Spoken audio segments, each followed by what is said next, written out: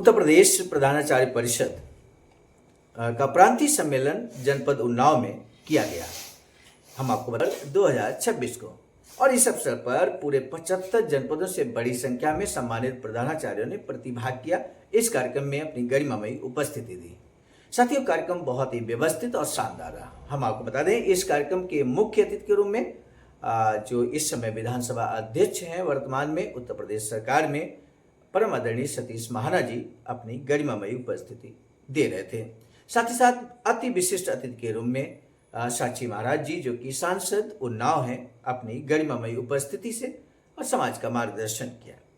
मेरे साथियों, ये कार्यक्रम बेहद सकुशल और शानदार संपन्न रहा। इसमें 22 सूत्री जो मांगे यहाँ पर मुख्य अतिथि और अति विशिष्ट अतिथि के समक्ष डॉक्टर राजेश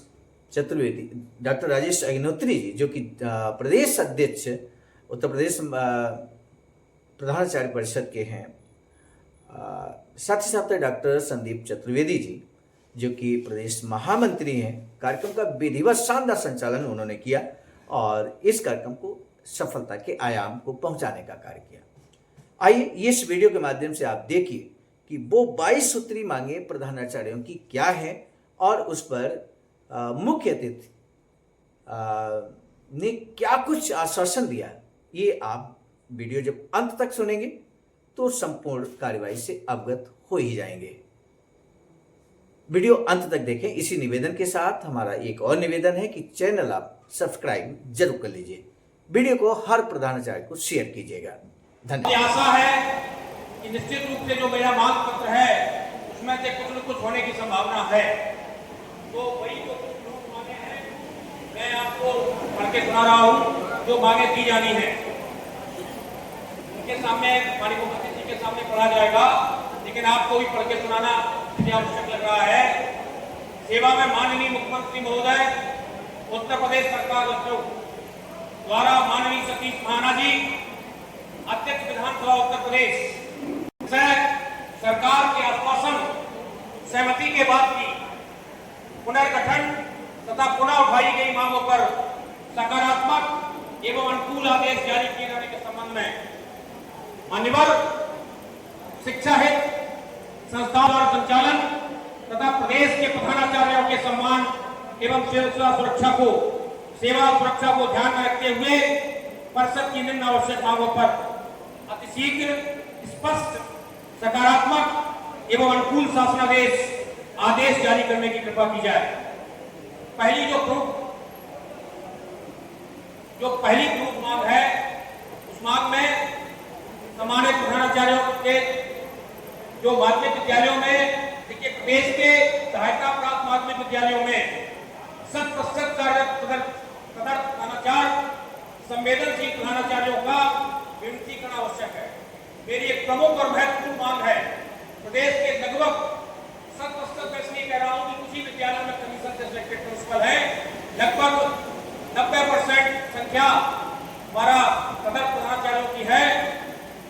सबसे प्रमुख मांग मेरी ये है कि प्रदेश के सहायता प्राप्त माध्यमिक विद्यालयों में 100% तदर्थ संवेदनशील, मैंने इसकी संवेदनशील शब्द जोड़ा है, संवेदनशील प्रधानाचार्यों का विमुद्रीकरण आवश्यक है। चयन बोर्ड के समक्ष कठिनाइयों के दृष्टिगत कठिनाई निवारण अध्यादेश के माध्यम से सभी श्रेणियों में कार्यरत योग्यताधारी प्रधानाचार्यों को आवश्यक रूप से विनियमित किया जाए। ये मेरी प्रमुख और सबसे महत्वपूर्ण मांग है। अगर आप मेरी बात से सहमत हो तो ताली बजाकर इसका समर्थन करें।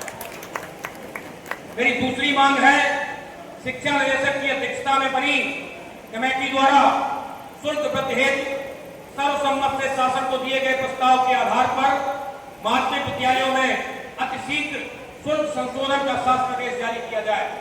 ये मेरी दूसरी मांग है।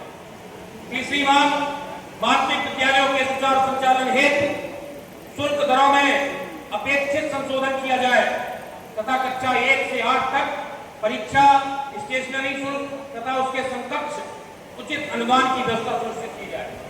अगर आप नहीं कर सकते तो उचित अनुदान की व्यवस्था करें। चौथा, ग्रीष्मकालीन अवकाश या रविवार अवकाश के दिनों में कार्य करने के बदले प्रधानाचार्यों को अर्जित अवकाश प्रदान शासनादेश तत्काल प्रभाव से लागू किया जाए। अगली मेरी मांग है आउटसोर्सिंग व्यवस्था को समाप्त करके विद्यालय में चतुर्थ श्रेणी कर्मचारियों की नियुक्ति पूर्व की भांति करते हुए प्रधानाचार्यों को नियुक्ति का अधिकार पूर्ववत दिया जाए। मेरी सबसे महत्वपूर्ण मांग एक और भी है, कैंट बोर्ड की धारा 21, 18 और 12 को नव गठित उत्तर प्रदेश शिक्षा सेवा चयन आयोग पर सम्मिलित कराया जाना अत्यधिक महत्वपूर्ण है। अतः नव गठित शिक्षा सेवा चयन आयोग में इसे अधिनियमित व्यवस्था के अंतर्गत प्रावधानित किया जाए। ये मेरी बहुत महत्वपूर्ण बात है, क्योंकि प्रदेश के कई जनपदों में ऐसी सूचना आ रही है, प्रमुख समितियां प्रधानाचार्यों को परेशान और हैरान करने का काम कर रही हैं। ये मेरी महत्वपूर्ण मांग है। इसी के साथ मेरी एक महत्वपूर्ण मांग और भी है। अभी वक्ताओं ने कहा था कि मैंने उसी आधार पर मांग पत्र तैयार किया है कि प्रोजेक्ट अलंकार योजना के अंतर्गत विद्यालयों को दिए जाने वाले अनुदान हेतु विद्यालय द्वारा ली जाने वाली सहयोग राशि मुक्त करने के साथ साथ छात्र का जो 3 मौका मानक रखा है उसको कम किया जाए, 100 150 तक सीमित कर दिया जाए। क्योंकि 300 जो पुराने विद्यालय हैं, जर्जर विद्यालय हो गए हैं, जहाँ पर छात्र संख्या का अभाव है, वहाँ पर इस योजना का लाभ, प्रोजेक्ट अलंकार योजना का लाभ विद्यालयों को नहीं मिल पा रहा है। ये भी मेरी प्रमुख मांग है। इसके अतिरिक्त मेरी अन्य मांगों में महत्वपूर्ण मांग सभी शिक्षकों की भांति जो मंच पर बैठे हुए हैं, जो सेवानिवृत्त प्रधानाचार्य हैं, बुजुर्ग प्रधानाचार्य हैं, उनके लिए मैंने एक मांग को रखा है कि सभी शिक्षकों की भांति सेवानिवृत्त एवं वृद्ध प्रधानाचार्य शिक्षकों को भी मुख्यमंत्री कैशलेस चिकित्सा व्यवस्था से जोड़कर शीघ्र शासनादेश जारी किया जाए। मेरी अगली मांग है, प्रमुख समितियों में प्रधानाचार्य को प्रधान सचिव का उत्तरदायित्व आवश्यक रूप से प्रदान किया जाए। क्योंकि अगर प्रधानाचार्य हमारा प्रमुख समिति में प्रधान सचिव होगा तो काफी परेशानियां अपने आप स्वतः दूर हो जाएंगी। सम्मानित प्रधानाचार्य मित्रों को पता ही नहीं चलता कि उनके विद्यालय में प्रमुख समिति ने क्या प्रस्ताव पास कर लिया। केवल प्रधानाचार्य का हस्ताक्षर हो जाता है, कहीं की हस्ताक्षर नहीं कराया जाता। इसलिए प्रमुख समिति की मनमानियों पर अंकुश लगाने के लिए ये मेरी मांग है और चिर लंबित मांग है कि प्रमुख समितियों में प्रधानाचार्य को प्रधान सचिव का उत्तरदायित्व दिया जाए। 8वीं मांग, हाई स्कूल के प्रधानाध्यापक को भी प्रधानाचार्य पद नाम से संबोधित किए जाने के आदेश जारी किए जाए। अगली मांग, हाई स्कूल स्तर के संस्था प्रधान का गेट पे 54 के स्थान पर 66 को गेट पे प्रदान किया जाए। तदनुसार इंटरमीडिएट के प्रधानाचार्य को त्रिस्तरीय वेतनमान प्रदान करने की मांग स्वीकार की जाए। अगली मांग है, प्रदेश के माध्यमिक विद्यालयों में अन्य प्रदेशों एवं जवाहर नवोदय विद्यालय के अनुभव प्राप्त शिक्षकों का चयन प्रधानाचार्य के रूप में हुआ है। उनकी पूर्व की सेवाओं को जोड़ने के उपरांत उन्हें वेतन संरक्षण का लाभ दिया जाए। कई जनपदों में समस्या है। बरेली से भी मेरे पास फोन आया, एक बहन मुझे लगातार फोन करती है कि मुझे कोई इसके संबंध में कोई एक पत्र हो दे दीजिएगा किसी जनपद का। तो कई जगह कई जनपदों में समस्या है, इसलिए ये भी महत्वपूर्ण मांग है। एक वित्तहीन प्रधानाध्यापकों के लिए भी, प्रधानाचार्यों के लिए भी एक बड़ी मांग है कि वित्तहीन माध्यमिक विद्यालयों की सेवा नियमावली अनिवार्यता बनाई जाए। अभी तक वित्तहीन विद्यालयों की कोई सेवावली नहीं बनाई गई। कब कौन प्रधानाचार्य शिक्षक को प्रबंधक कब निकाल दे कोई पता नहीं। जब ये लगता है कि मानदेय की कोई संभावना लगती है कि मानदेय मिलने वाला है, तो प्रबंधक अपने नाते रिश्तेदारों को उसमें लिस्ट में भिजवा देते हैं माध्यमिक शिक्षा परिषद की। और जो वर्षों से कार्य कर रहे हैं शिक्षक, बहुत योग्य शिक्षक हैं, विद्वान शिक्षक हैं, जिन्होंने पूरी समर्पण के साथ काम किया है, उनको बाहर का रास्ता दिखा दिया जाता है। इसलिए वित्तहीन माध्यमिक विद्यालयों की सेवा नियमावली अनिवार्यता बनाई जाए तथा समान कार्य के लिए समान वेतन की व्यवस्था सुनिश्चित की जाए। मेरी अगली मांग में माध्यमिक विद्यालयों के विद्युत बिल किसानों की भांति माफ किए जाएं। माध्यमिक विद्यालयों के विद्युत बिल किसानों की भांति माफ किए जाएं अथवा कमर्शियल बिल के स्थान पर सामान्य यूनिट दर से अलग से कोई खाता निर्धारित किया जाए। तो मैंने इस तरीके से लगभग मेरी 15 मांगे हैं। ये 15 मांगों का मांग पत्र माननीय मुख्यमंत्री की अध्यक्ष विधानसभा के कमरों में मैं समर्पित करूंगा, भेंट करूंगा। मुझे आशा नहीं पूर्ण विश्वास है, जैसा कि लोकप्रिय सांसद साक्षी महाराज जी का इशारा भी था और हम आप तक जान कि अगर लोग विधानसभा के पहले अगर हम कोई मांग नहीं मनवा पाए तो आगे फिर कोई इसकी संभावना नहीं है, फिर कुछ नहीं हो सकता, तो कुछ नहीं हो सकता। इसलिए मेरा आपसे भी गुजारिश है, सम्मानित प्रधानाचार्य मित्रों से गुजारिश है कि आप लोग भी इन कुछ दिनों में जागरूक रहें, सक्रिय रहें। जब भी आपके जिला विद्यालय निरीक्षक या संयुक्त शिक्षा निदेशक कार्यालय पर या माध्यमिक शिक्षा कार्यालय पर, माध्यमिक शिक्षा निदेशक के कार्यालय पर कोई धरना प्रदर्शन अनशन का कोई कार्यक्रम हो तो निश्चित रूप से पूर्ण मनोयोग के साथ वहां पर आएंगे, तभी जाके कुछ हो सकता है मांगों के संबंध में। मैं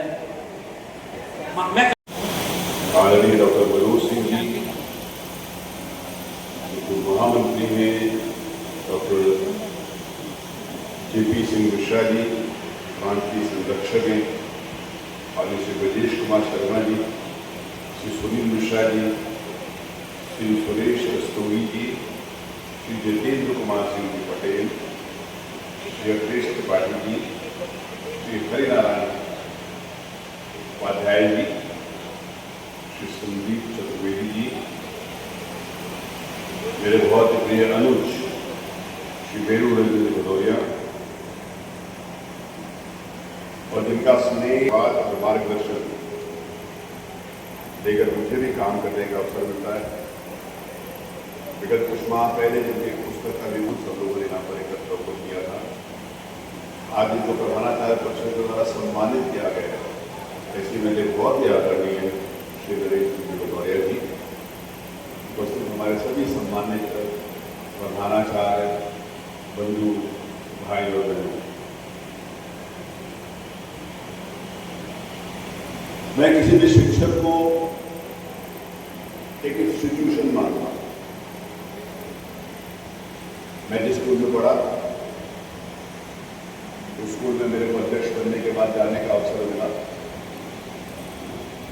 तो मैंने वहां के प्रधानाचार्य जी को, वहां के शिक्षकों को वही भाव के साथ मैंने उनका सम्मान किया जैसे स्टूडेंट है।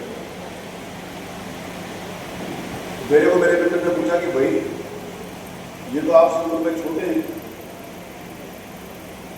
मैंने कहा जिस समय ये विद्यालय में है मेरे से उम्र में छोटे हो जाते हैं, लेकिन इंस्टीट्यूशन के नाते से ये सबसे बड़े हैं, इसीलिए मुझे इनका सम्मान करना मेरे स्वभाव का। हम सब लोग विभिन्न परिस्थितियों के अंतर्गत विभिन्न जिलों में विभिन्न विद्यालयों में अपनी सेवाएं प्रदान कर रहे हैं। परिस्थितियों के अनुरूप सरकार ने शिक्षा के उत्थान के लिए विगत कुछ वर्षों तक काम किया है, शिक्षकों के सम्मान के लिए जिस प्रकार से काम किया है, मुझे लगता है कि वो अद्वितीय है। सबसे पहले अगर मेरा भाव नहीं होगा किसी के प्रति सम्मान करने का, एक किसी ने कहा कि नहीं, जैसे मैंने भी आपको बताया कि मेरे मन में क्या आदर और सम्मान, टीचर है घर में, अगर कोई टीचर आया है पढ़ाने के लिए, मेरे घर में मेरे बच्चों को, मेरे ग्रैंड चिल्ड्रन को पढ़ाने के लिए कोई टीचर आ रहा है, तो मुझे लगता है कि मैं इसका जितना ज़्यादा सम्मान कर सकता हूँ उससे ज़्यादा करने का प्रयास करूँ। मैं इस बात को समझता हूँ कि अगर मेरे ग्रैंड चिल्ड्रन को पढ़ाने आ रहे तो उनका भविष्य इनके हाथ में, और इनके हाथ में हमारे बच्चों का भविष्य, उससे ज़्यादा सम्मान को कोई भी व्यक्ति नहीं। कभी कभी मैंने एक घर में गया तो उसने अपने उसके टीचर आए थे, तो उसके मदर ने बड़े प्यार से आवाज दी कि बेटा जी मास्टर आया हुआ। मुझे तो बड़ा ख्याल था बेटा जी होगा तो मास्टर आया हुआ। मैंने कहा इनका बच्चा तो कुछ पढ़ेगी। देखिए भाव एक वाक्य से, एक शब्द से आपका स्वभाव पता चलता है, आपके संस्कृति, आपको विचार कर। पुरानी कहावत है ना कि अगर किसी गेहूं की बोरी में से किसी को चेक करता है कि आप इस समय चावल बढ़ते हैं तो चेक करना तो थोड़ा सा तो लिया जाता, पूरी हानि को नहीं जाती। तो मैं इस बात को कहता हूँ कि अगर किसी व्यक्ति के चरित्र और उसके स्वभाव के बारे में जानकारी रखनी तो केवल दो चीज़ों की जानकारी रखो, तो उसका अपने माता पिता के प्रति और अपने गुरुजनों के प्रति क्या भाव है। अगर उनका अपने माता पिता और गुरुजनों के प्रति अच्छा भाव होगा तो वो व्यक्ति हमेशा अच्छा होगा, कभी भी खराब होगा। अगर उनका आदर नहीं करता तो कभी अच्छा होगी, क्योंकि लाइफ में केवल ये दो लोग ही ऐसे हैं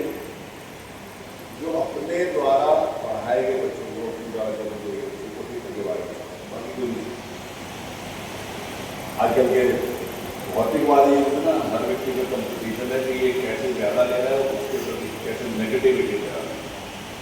हम सबके हाथ में मोबाइल है, हम सब लोग इस बात को देखते हैं कि हमारे हाथ में जो मोबाइल है तो उसका नेगेटिविटी कितना है, नकारात्मक उसका कितना प्रभाव। तो अगर नकारात्मक प्रभाव हमारे पूर्व विचार को प्रभावी हो जाएगा, हम ना तो शिक्षा दे पाएंगे और ना ही संस्कार दे पाएंगे। हमारे को सबसे पहली बात, हम किस पद के लिए क्यों बैठे हैं, हमारी क्या जिम्मेवारी। जब मैं विधायक बना, अध्यक्ष बना, तो मैंने विधानसभा में पहला भाषण दिया था। अपने विधायकों से बोला था कि आपको जनता ने क्यों चुना, किस काम के लिए, जिस काम के लिए आपको चुना है वो काम आप करेंगे, तभी उनके विश्वास होगा। मैंने कहा कि लोगों ने आपको इसलिए वोट नहीं दिया, आप विधायक मंत्री बनने के बाद अपना प्रभाव लोगों में जमा सके।